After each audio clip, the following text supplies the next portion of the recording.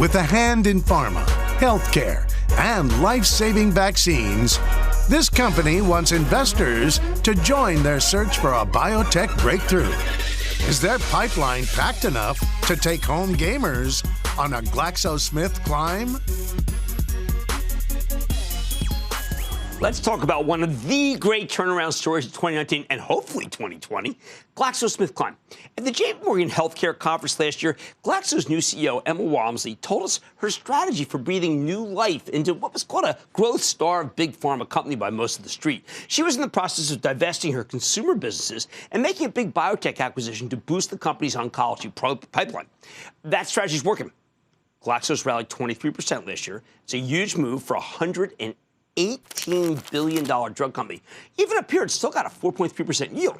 I think it's safe. So can this stock keep climbing? Earlier today, we had a chance to sit down with Ms. Walmsley, the turnaround artist CEO of GlaxoSmithKline, to learn more about the progress she's made and where her company's headed. Take a look. A lot of people talk about the new drugs you have. I think that's fantastic. I want to talk about the reinvention of culture, the fact that you are much more innovative and actually, frankly, much more optimistic than the old GlaxoSmithKline. Well, first of all, Jim, thank you so much for having me on the show. Great to be here. Innovation is the first of our three priorities: innovation, performance, and trust at GSK. And I am pleased with both the progress and the momentum that we've been able to make over the last couple of years. We've had a lot of positive data for patients, whether that be on the Tesaro acquisition that I was talking to you about this time last year, or our new drug in multiple myeloma. We have a lot of data coming through for HIV patients in terms of these pioneering 2-drug regimens. And we hope that this data, amongst others, is going to give us at least 6 approvals of new medicines or new indications in 2020, and that we're building confidence in our ability to execute that innovation, whether it be our performance in Shingrix or our respiratory medicines like Trelegy and Nucala. Okay, Shingrix, we have to put that right on the table. That is for shingles. There are millions of people who will get shingles without Shingrix. Well, look, 1 in 3 of us, when you look around this set, is going to suffer with this incredibly debilitating disease. And we were just delighted to have a vaccine that demonstrates this spectacular efficacy, 95% protection. We've already got 11 million Americans protected, but there are 115 million over 50. So we have demonstrated great growth with Shingrix, but we have a lot of room to grow further, including with globalization. We've just been approved in China too. So that's an important vaccine for us. And we love the vaccines business. It's, prevention is a good thing. But I want to talk about the oncology segment, because it is true that last year's Tesaro, a lot of people feel when you make these giant acquisitions for billions of dollars, it's years and years before you see any results. That is not the case with Tesaro. You have something that is going to be gigantic right now. Well, look, we're really pleased with this acquisition. We thought it was a smart risk to take, because the bet we were saying is that with the medicine Zejula, we could help more women that are facing into the devastating diagnosis of ovarian cancer. Today, it's been used, these PARP inhibitors, for 15%, the women with the BRCA gene, and our bet was that the data would show it could be relevant for at least 50 HRD positive biomarker women, and maybe more. And the data showed it was relevant for 100% of women. So we're hoping to get that onto the label for this year. My friend Lisa Gill is a hugely important person at this conference, JP Morgan. Yeah. She is talking about the year of the consumer. 23andMe, BRCA gene. Humans are taking control of themselves, and when they do, they come to you for some of the key medicines. Well, our partnership with 23andMe and also others recently announced, like the CRISPR pioneers right here in San Francisco, was because we believe that genetically validated targets for our medicines, when we can get there, we can improve the productivity of R&D. And that's an exciting prospect for the industry and for patients. Now, the analysts are slow to pick up about your reinvention. Here's a piece by Deutsche Bank, and this is, again, a British analyst saying, we expect earnings to remain challenged in 2020 with headwinds, and it's a whole series of headwinds. Again, when I think of earnings challenge, I think people say that 4% yield could be in jeopardy, but that's not what I hear from you.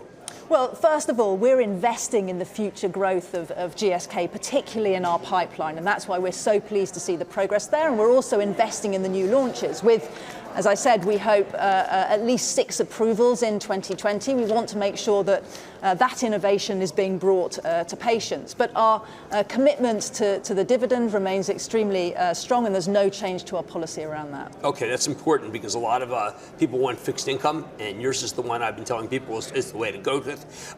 We haven't talked enough about what the respiratory franchise and how huge it is and what could happen. There's so much there, and you're the leader. Well, we are the leaders in respiratory, and we're particularly pleased with the progress we've made on both Trelegy, the first triple therapy for COPD, just approved in China as well, and the most successful launch in respiratory after Advair, another one of ours. We pioneered with IL-5s in biologic medicines with Nucala for the most severe asthmatics.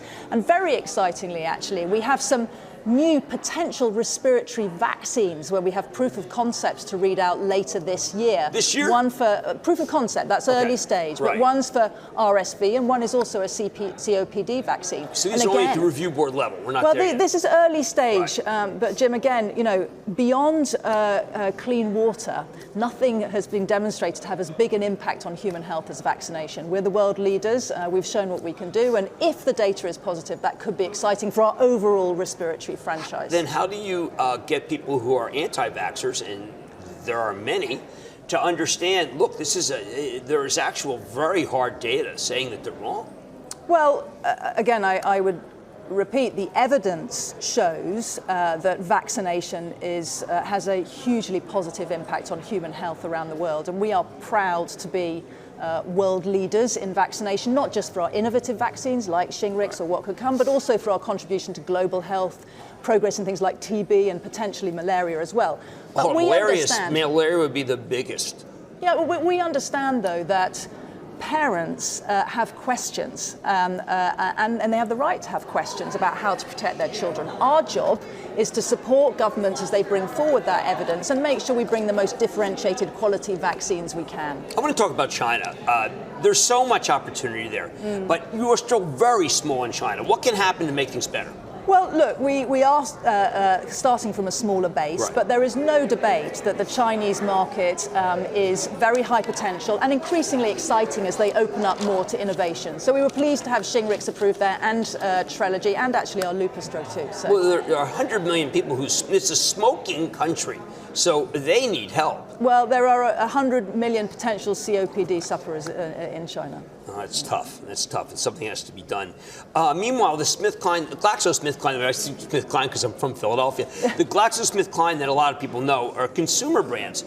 They generate a huge amount of cash flow, but they are not the new GlaxoSmithKline, so you're taking care of that. Well, that's an important point.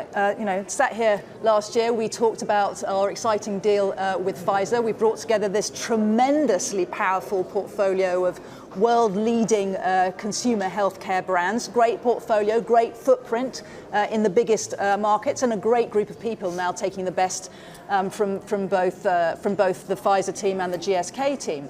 But we did announce with that deal our intention to separate into 2 countries in around 3 years from close, so that would be around 2022, and we're on track with that. I'm very pleased with the integration so far, and concentrating on making sure we deliver competitive performance along the way. And that is, I think, guaranteeing the innovation level and the research and development. You are spending more. How about how much more you're spending than the old Glaxo? Well, we're accelerating in investment, but we're really putting much more discipline in the way that we allocate those funds, because anyone can spend money. We want to make sure we spend it for the right kinds of returns. And I think that's one of the biggest cultural transformations we've brought, that when we see something exciting, we double down on it. BCMA, our multiple myeloma drug, will be a great example. 2 years ago, that was just in phase 1. We've now going to have up to 10 studies, and we're hoping for an approval in 4th-line BCMA in the very near future. Well, look, I want to congratulate you for the new GlaxoSmithKline. I want to congratulate you for changing the culture. Now we just need some of these analysts to recognize exactly how extraordinary the innovation you've brought to GlaxoSmithKline is. That is Emma Walmsley. She's the GlaxoSmithKline CEO. Fantastic. Thank you so much. Great to see you, Jim. Thank you. Stay with Cramer. Don't miss a second of Mad Money. Follow @Jim Cramer on Twitter. Have a question? Tweet Cramer. #MadTweets. Send Jim an email to madmoney@cnbc.com or give us a call at 1-800-743-CNBC. Miss something? Head to madmoney.cnbc.com.